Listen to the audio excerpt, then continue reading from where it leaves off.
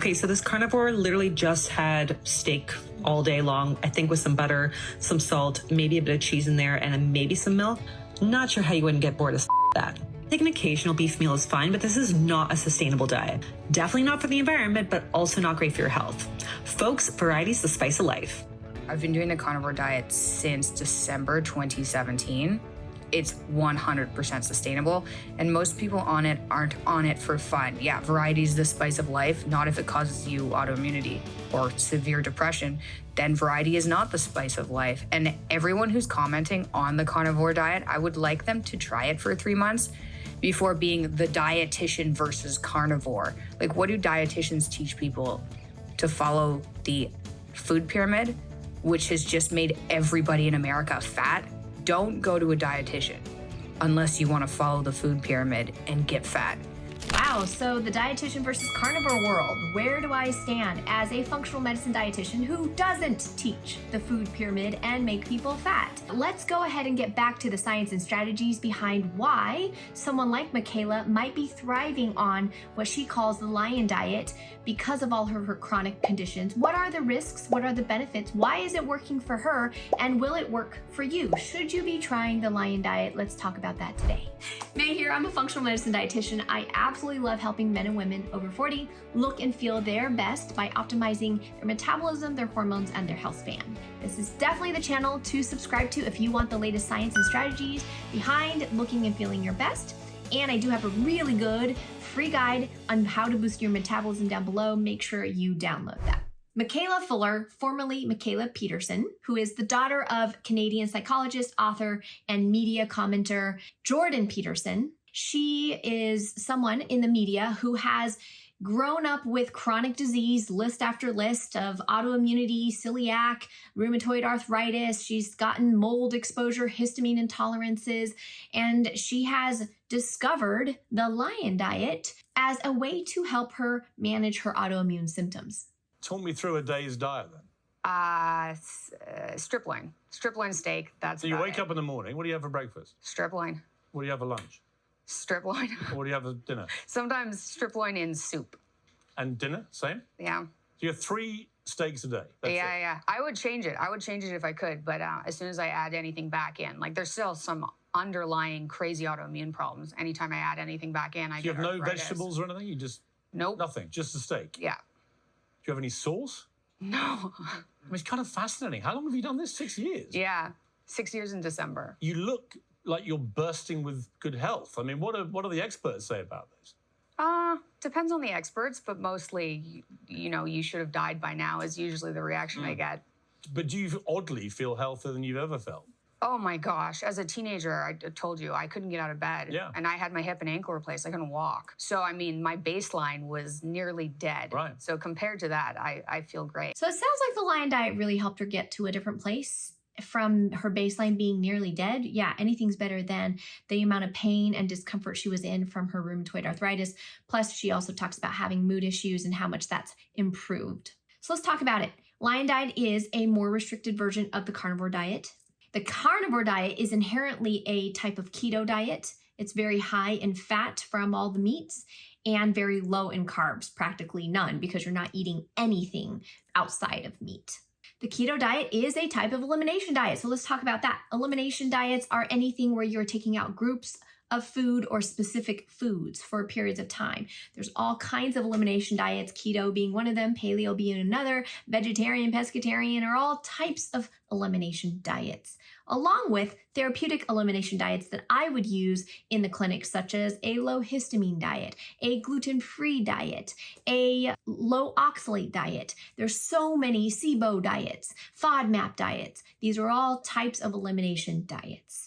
So by the way, eating keto doesn't mean you have to eat 0 plants. In fact, in the clinic, we use keto for brain and cancer patients, and we are adding in a ton of plants, mostly stalks, leaves, and stems just to keep the carbs really low, but we are encouraging people to eat plants on the keto diet, and we're getting great results. So just for clarification, eating keto can still include non-starchy vegetables, nuts, seeds, things like avocado, spices, eggs, even in some cases dairy, and of course things like seafood, poultry, other forms of animal protein. Let's cover why the Lion Diet isn't necessarily my first pick, and I want to be as unbiased as possible, coming at an angle of a professional who's done a lot of work in this space of autoimmunity, chronic disease, and advising people on their diet beyond just weight loss.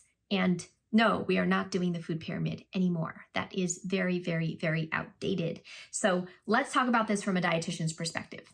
The Lion Diet is a species appropriate diet, or if it's just used for people with chronic health issues. And I think anybody with chronic health issues should try it as an elimination diet to see if diet's playing a role in their symptoms, because it certainly was in mine. But I do think that the reason certain people gravitate towards it is because they have so much gut damage that what they're eating is leaking into their body through their gut and causing inflammatory responses. And I do not believe that humans didn't evolve to tolerate like blueberries and carrots and things. So I shouldn't be having these massive inflammatory responses with carrots. And I always thought the diet would just heal that. And then I was just stuck on this diet, which has been life-saving for me, and I'm going to continue it. But I would obviously like to be able to branch out a bit and just not have these massive inflammatory reactions if I introduce a food. So basically, Mikhaila is someone who has lost complete immune tolerance to all foreign objects, including food and allergens. And so the diet works for her because she has narrowed down her exposure to these foreign objects, aka food, which is a foreign object coming into the gut and stimulating the immune system. She's narrowed it down to the safest foods, which is just beef and bison, salt and water. And so therefore she's allowed her immune system to calm down. Her gut isn't as leaky and she's feeling a lot better. It makes sense. She's also seen probably a lot of mood improvements because inherently the carnivore diet and the Lion Diet included is putting her in a state of ketosis. And we know that ketones are very anti-inflammatory for the brain, anti-inflammatory for the body, which would also explain why her dad also had mood improvements and lost about 60 pounds. Now, would this be the first diet I would recommend for someone with immune issues, with allergies, with mood disorders, or with weight issues? I would say absolutely not. I would probably save this for the last option on my list of options for someone. Here's what's wrong with the Lion Diet, aka Mikhaila's very sick person mono diet. Number one of the main concerns I have with people being on the Lion Diet voluntarily for long periods of time is risk of colon cancer. So I'll link down below the articles where this comes from, but the heme iron that's coming from the muscle tissue of the red meat can actually cause direct cytotoxic damage to epithelial cells. So eating red meat in excess also can feed certain bacteria populations that have been linked to colon cancer. And the three ones that have been studied are Streptococcus bovis, Fusobacterium clostridium, and Heliobacter pylori. My second big concern with the Lion Diet is the increased risk for cardiovascular disease. And this is linked to also having a high saturated fat diet. Now, the better fed beef that she's eating is like Wagyu beef, which means it's got really a lot more saturated fat than leaner cuts of beef. So I did a little bit of calculations based on what she said about what her dad eats in terms of quantities. So he eats about 2 to 3 pounds of red meat per day, mostly beef. Let's just say he was having 6-ounce ribeye steaks. A 6-ounce ribeye has about 16 grams of saturated fat. Times that by 8 to get about 3 pounds of meat. And now you're looking at about 128 grams of saturated fat a day. If you are someone with bad genes or a history of cardiovascular disease in your family, at the clinic, we're looking at like capping people at 20 grams of saturated fat a day. So as a dietitian looking at that 128 grams of saturated fat, I am praying and hoping that you have good genes if you're eating that much saturated fat. So her father, Jordan, is eating about 6 times as much saturated fat as we'd recommend for someone with bad genes or cardiovascular risk. And not just cardiovascular risk, but also brain risk. We know that saturated fat lowers blood flow to the brain and can set someone up for neurodegenerative diseases like dementia if they have certain genetic propensities. Brain and heart, not so good if you're eating that much saturated fat long term. My number 3 concern is nutrient deficiencies. Whenever you shrink the diet, you run the risk of getting nutrient deficiencies over time. Some of you have heard my story about being pescatarian for 8 years. I definitely had nutrient deficiencies that I wasn't aware of, and that's ultimately why I got off the diet. Now, Mikhaila has shared about her own issues with vitamins and minerals and how she now takes injectable vitamins, especially during pregnancy with folate. Okay, so I didn't supplement for a really long time on the carnivore diet. I've been doing it for 5.5 years. Lion diet specifically. And my vitamins were all good until I moved into that Miami mold house. And then I was trying to see what was wrong with me. And I was like, diet doesn't seem to be helping as much anymore. What's going on? And I tested all my vitamins and they were almost all out of whack. And we tested my dad's vitamins and his were almost all normal, even though he's been on the diet for the same amount of time as me. So I think it was mold that did it. I started supplementing folate by injection. So there's a company, I'll link it. I don't remember what it's called, but I'll just link it, where you can order injectable folate. So if you have a sensitized immune system that doesn't tolerate oral folate or folic acid, like me, you can do it by injection. Anybody who's doing any type of diet, or even any random person who's not doing a diet, I would recommend doing vitamin testing and making sure that's all good and supplementing when you're not. So just how to get your folic acid during pregnancy, I would just out of an abundance of caution, supplement. Now, a lot of people will be like, oh, eat more liver and do these things, but you want to take folate deficiency seriously. So I'd supplement, and I'm supplementing with injectable folate because my folate was very low, and it's hard to say what caused that. I'm sure part of it was mold, and who knows, maybe part of it was being on the diet for 5.5 years, but I just, for anyone, because these things are so new, for anyone doing any type of diet, monitor them, monitor the vitamins and supplement. Just make sure you don't react to the supplements. And if you do, try to find the injectable ones. So agreed that anyone who's doing any kind of therapeutic diet should be potentially testing their vitamin status. And this is, again, something that a dietitian could help you with. So do dietitians help in instances like her? Absolutely. Someone had to have ordered that vitamin panel for her and given her the resources about the different forms of folate and how their availability, which ones are the best ones. And this is where working with a practitioner can be really strategic.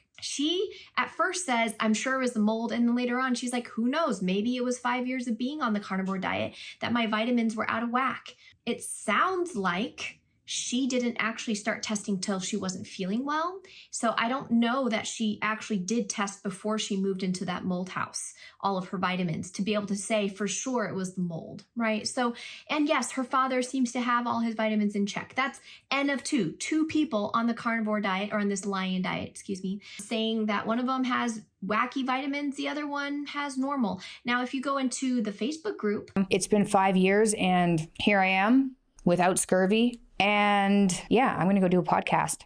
Hope you guys are doing well. And if you need a reason to try the diet, do it. Just try it for 6 weeks. Join my Facebook group. People in there are nice. They will be nice to you. They'll help walk you through it.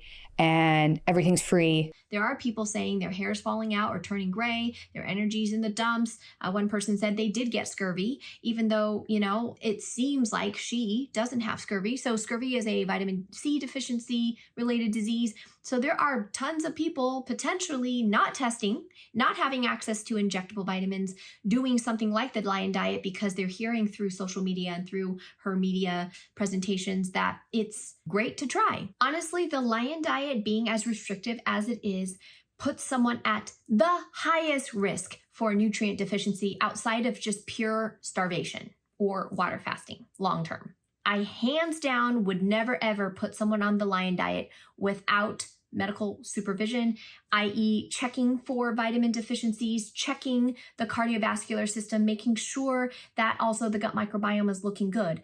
Now, Mikhaila has the discretionary income to do all those things to monitor her health. Does everyone who tries a Lion Diet have equal access or knowledge to be able to go and do those things to mitigate their risk? Maybe not. My last concern, and this is a big one that is not as measurable, is does the Lion Diet increase or decrease longevity? Does it increase mortality? And again, for someone like Mikhaila, she was so sick that she probably would have been dead at a very early age. And so maybe this does extend her life a little bit. But what about the average person who just wants mood support, weight support? Would this shorten their life? Would this lengthen their life? I would say if you die of colon cancer or cardiovascular disease because of this diet, it's probably going to be shortening your life. So again, it's all about the context of who is actually doing this diet. Why are they doing that? And at the end of the day, my professional opinion is save this diet for the very sick people who don't have options like Mikhaila. I do not have anything against Mikhaila. I give her props for finding out what worked for her, being so desperate. She could have easily been addicted to pain meds. She could have easily considered committing suicide with the dire situation she was in. I also have a ton of respect for her using her media platform to talk about her recently found faith as a Christian. I am so thankful that there are other Christians out there talking about their faith. So props to Mikhaila for using her platform in such a positive way. She seriously seems really genuine, down to earth, and a very honest person trying to help other people. With that being said, I don't think she's doing the general public much good by popularizing this diet. It should be very respectfully reserved for very sick people. Again, I would use it as a last resort after trying so many other things, and also making sure I have this person working with someone who knows what they're doing in the world of integrative holistic functional medicine, because there's a lot we can do to help the immune system heal, to help the body restore itself without going to such an extreme diet for so long. So if you're sick, find a good integrative health care practice who is used to seeing chronic complex cases like yours, and they do exist. I work at one. Do we see at the clinic patients with Lyme, mold, SIBO, histamine issues, autoimmunity, chronic fatigue? Do we see these people get better without using the Lion Diet? Absolutely. For instance, there are people that I will put on a autoimmune diet, low histamine diet, gluten-free diet, and they still have lots of variety in their diet without sacrificing their nutritional status and their microbiome and putting them at increased risk for cardiovascular disease and colon cancer, right? So we can do therapeutic elimination diets that mitigate risk. Do you probably want to work with a healthcare practitioner if you're stacking therapeutic diets like that together? Absolutely. We can help shorten the learning curve. We can help give you resources, recipes, blogs that are reputable to help you execute on these diets and not feel like you're in a food prison. Now, it's a lot simpler just to eat meat, salt, and water. Yes, but what are the repercussions long term? Is it worth it? So again, I'm not saying I can solve all your issues, but if you want to have my eyes on your situation and see if I would advise for you to do the Lion Diet or not, or maybe advise you to do something else, definitely you can sign up for a 30-minute laser coaching health consult where we can look at your situation a little bit more and I can at least get you started on the right path. You can find the link down below, and I do hope that you reach out. Don't do it by yourself. So to wrap it up, I do have a few pet peeves. These are more just my opinions versus the science, but I do want to address this when it comes to the Lion Diet. Number one pet peeve is be careful of Facebook groups where there's no healthcare practitioners inside moderating them. And this is the case with the Lion Diet Facebook group that I perused. I can't say for certain there's no healthcare practitioners, but it does feel like the wild, wild west where it's just a bunch of sick people helping each other. And again, great camaraderie, great community, but a little bit scary too, because there's a lot of people giving advice who aren't necessarily professionals. Number two pet peeve is Mikhaila is no on grass-fed beef, and she touts a company called Better Fed Beef that actually is using GMO corn and grains and very proud of it. So I am not a huge fan. If you're going to be eating that much meat, you're going to want to eat the cleanest meat possible. So looking at the FAQs on the Better Fed Beef website, they are proudly not organic, not grass-fed, pro-GMO, and they do use hormones.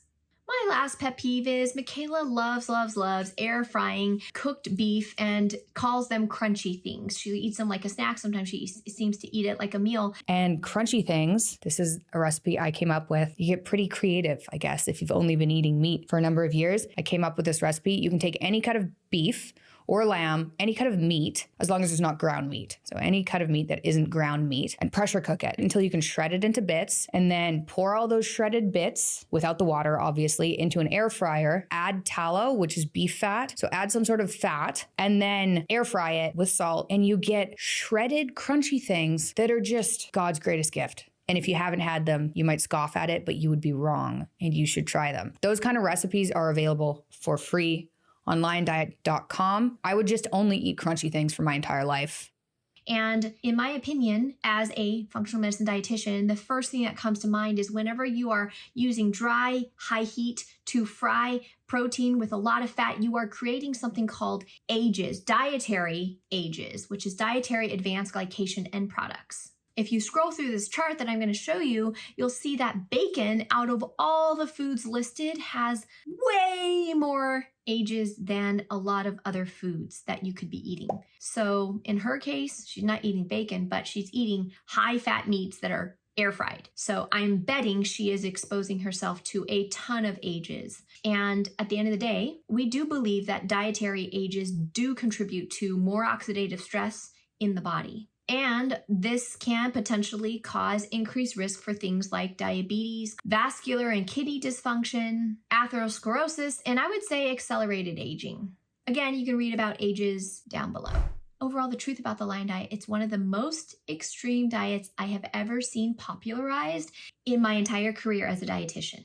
It should be reserved as a last-ditch effort for someone who is extremely sick and not responding to all other treatments that we have available. And it should be hands down medically supervised. Ideally used for short-term relief, kind of like having a cortisone injection in a bad knee. It's not something that is sustainable that you would be using all the time. So as you're using a diet as extreme as this for the shortest amount of time possible for relief, I want you thinking about using other tools, integrative medicine, functional medicine, holistic medicine, to really address the root cause. And Mikhaila, if you're watching this, I hope you see my heart and intention here. I am totally not bashing you. I'm just saying I'll be reserving your diet for the 0.1% of my patients who are absolutely not responding to anything else I have to offer. And Mikhaila, if you're watching this, I do hope that you are working with good practitioners who are going to help you open up your diet eventually, as soon as possible, really, and help you build that immune tolerance again so that you can enjoy food as it was meant to be enjoyed